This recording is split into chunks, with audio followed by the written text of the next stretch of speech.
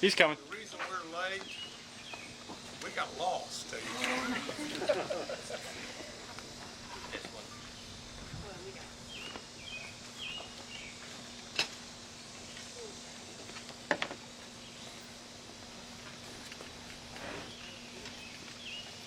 While we're waiting on that, I think I can probably talk enough for this. Here we go. All right, awesome. Thanks, Mitch. Well, good afternoon, everyone. My name's Brett McMillian. I'm the director of the West Virginia Division of Natural Resources, and I'd like to take the opportunity to welcome each and every one of you here on this very historic day at Hawks Nest State Park. I tell you, this is quite a day for us. We're so excited, Governor. We're tickled to death that you're back. I'm sorry you had a little trouble getting here, but there's just, I guarantee you I know what it was. It's West Virginia beauty that caught your eye, and you just kept going. I do that all the time. So, Governor, we've got quite a crowd here, lots of local interest, some of our city folks. We've got members from the construction team, and they're all just excited to hear what this announcement is. And I tell you, I couldn't be more excited about the upgraded experience that the new aerial tram will bring to our guests. This project is one of the many that exemplifies what our state parks are all about, creating opportunities for people to make lifelong memories and enjoy new experiences in the mountains of West Virginia. The tram's been a very special piece of this operation. It was constructed in 1970 by the Hall Lift Company of Watertown, New York, and operated continually from 1970 up through 2021. So lots of years on this thing. The amenity had 4 cars that carried 4 passengers per car, and the operation was a double jig-back system, meaning that the cars did not go around the bull wheel as your standard ski lift does, but they rather went up and down on that same side from station to station. During an inspection in 2021, the tram was deemed unsafe to operate. Even though the tram had operated for 50-plus years and was continually maintained and updated, there were important structural parts that could not be obtained anymore, since there's very few manufacturers of these trams in the world anymore. I believe I've heard there's only 2 remaining. So that caused us to come to the end of the life, and in 2022 the old tramway was removed, and boy, that was a sad time for us, until the gentleman to my right said, build it back, build it better, build it bigger. And folks, that's why we're here today. Our new tram will feature a pulse system, meaning the cars will go around the bull wheel in a counterclockwise motion, slowing down to allow folks to get on and off at the depart and load stations. While looking down the mountain, the right side will be the travel down, left side come back up, so it's going to be a really cool feature, and it's going to be the same as the one that the governor authorized and projected us to build at Pipestem. So that'll mean our staff training, our parks, all those products are compatible. So it's going to really enhance the operation, not only for the guests, but for the internal backside of keeping this thing up and running, what we hope another 50 to 75 years. The new tram will carry 3 cars here at Hawks Nest. Will hold 6 people each, and there will be a freight car for kayaks, outdoor rec equipment, etc. And one of the biggest benefits to the tram now is it's going to be fully ADA accessible, which is something we've really struggled with over the years, because those concepts just weren't thought of too deeply back in the late 60s, early 70s. The tram will occupy the approximately the same location. It does shift just ever so slightly, but it still descends 465 feet into the canyon and travels a length of about 1,100 feet. We're proud to say that Doppelmayr USA won the contract, and their Eastern Construction Division will be overseeing construction. And Governor, the beauty with this one is they are located right in Harmon in Tucker County, West Virginia. So we've got service and support right close by. One of the gentlemen are here with us today. So we're thankful to have you guys here, and very excited to see this baby open, as what we anticipate will be sometime late spring, early summer of 2025. So they're really going to be pushing harder. We're going to be pushing on them, Governor, but we want to see this thing back.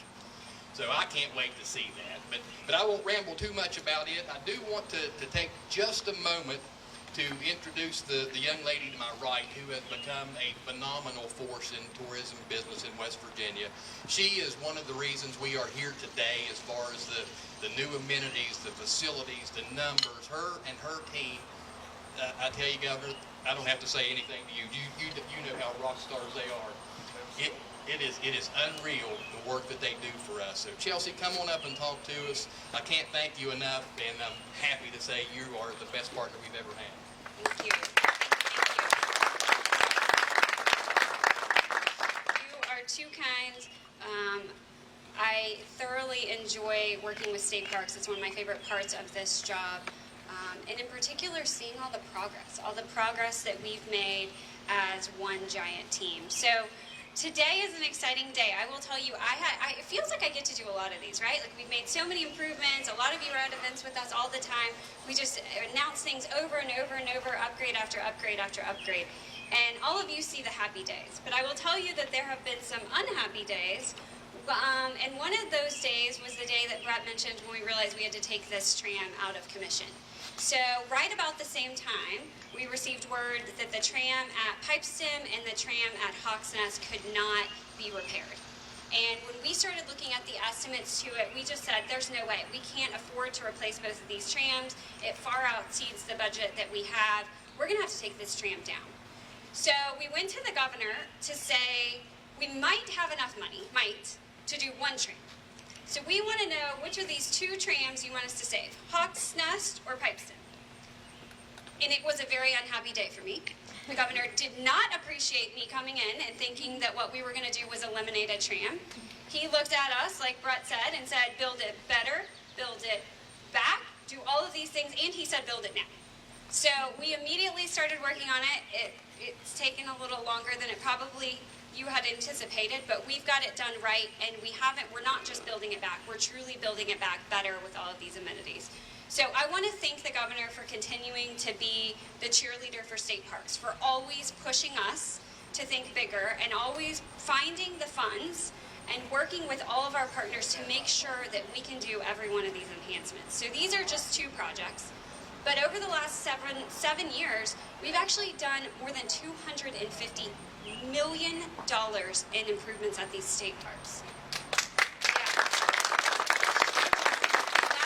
That is a generational investment. So not only have we taken care of all the deferred maintenance and things like that, we've opened up 2 new state parks. We've got a new lodge. We've upgraded every lodge, every cabin, adding campsites, adding activities, taking these things and making them even better than ever before. So it's been absolutely incredible to be a part of it, to see these things happen. But I'll tell you that the impact is greater than you probably realize. Yes, our numbers are up, and we'll talk about that in a minute. And I am so proud of the revenue numbers going up, because what that means is that we can continue investing in these parks and we can continue making these improvements into the future. But I'll tell you the added benefit that you might not know, which is this is changing the way people think about our state. Really and truly, if you think back to where we were 10 years ago, people were not thinking about West Virginia as a popular destination. It wasn't that we weren't. It wasn't that the state's gotten prettier in 10 years, but we weren't telling that story. We weren't putting the funds behind telling that story, and we weren't investing the way we are today.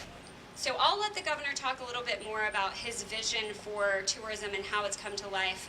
But I wanted to wrap up by just saying that all of these things wouldn't be possible if it hadn't been for the governor, with his hand on my back sometimes, pushing me to say, do it, do it, do it, and do it bigger and faster and better. It has gotten us big projects like this, but it's also, like I said, gotten West Virginia to be one of the top destinations in the world. National Geographic said this place where we're standing right now, this region, is one of the top 5 places in the world. That didn't happen on its own. But with all of that, I want to introduce to you the governor of the great state of West Virginia, Governor Jim Justice. Okay. I'll be short and sweet because I know it's hot as it can be on y'all and everything, and pray for this weather to break at some point in time here. We've got to have some rain. I mean, we've got to have some good stuff, because, my gosh, there's a lot of people suffering. Brett, come over here. No, look here. Now listen, Mr. President. Now, I want to tell you this, okay? When you're saying, and right here on my right, Oh my goodness. this is your right over here, okay? Yeah. And if I need to help you off the stage here later, I'll do it, okay? Listen, Brad has done an amazing job. Chelsea, the same thing. I don't need to go through all of y'all and tell you all this and everything, but all of you have done unbelievable work. Unbelievable work. You know, we've all pulled the rope together, haven't we? I mean, that's exactly what we've done. And really, when it really boils right down to it, making our park show West Virginia off only just makes more and more people want to come. And Baby Dog, we're getting you a drink in just a second. Baby Dog overheats just like that, you know, after she's especially had some chicken nuggets. But listen, let me just tell you this from the bottom of my heart, and then I'll shut up. You know, we appreciate all the great work that all the people in our park system are doing. This only makes us better and better and better. All these great people that are building it and everything and completing this great project like they have, it just makes us so good. It's unbelievable. I'm so proud of all of us. Together, we have done exactly what we should have done. We should have pulled the rope together, and we should have showed the world just how good we really are. And that's what we did. And now the world is awakening to us. Imagine, just imagine, my goodness, on worldwide travel guides saying West Virginia is the place to come to. You got to be really proud of yourselves. Way to go. I'm really proud of you too. God bless you. Thank you.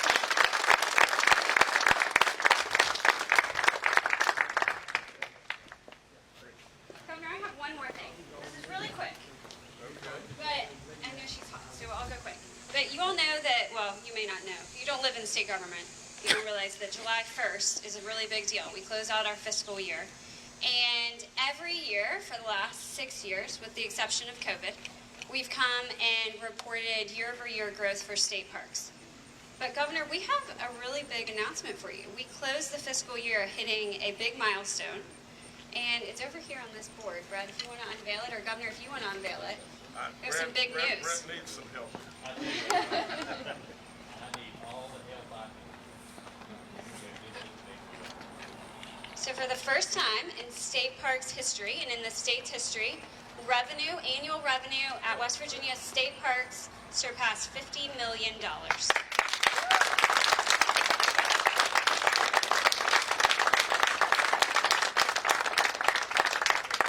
So I'll also note that that is more than double where we started. So this is an incredible achievement. And to those of you who may be asking, like, what does this mean? Like, it's just a number. How does it help us? What this means is that these parks are becoming more self-sufficient. It means that they're going to have more money to reinvest, to keep things up to date, to make sure that we're upgrading things as we need to and continue adding amenities. So, Governor, can never thank you enough, but wanted to make sure that you knew, big milestone, big day. So, $50 million. That's really great. Thank you.